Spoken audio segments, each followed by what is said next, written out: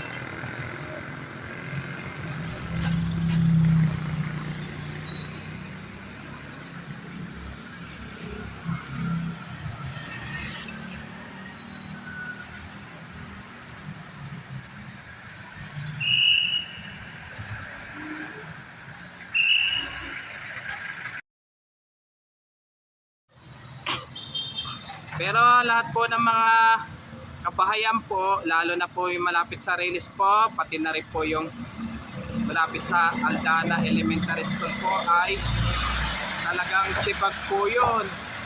Kaya hindi po natin po makita po yung mga sticker po, gawa po kasi po ay yung iba bagong pintura po ata yung mga bahay po, bagong pintura po. Pero yung Aldana Elementary School po ay apekto kaya po. Pero itong Presinto 4 po ay sa likod ko po ay apekto po talaga po. Apekto po.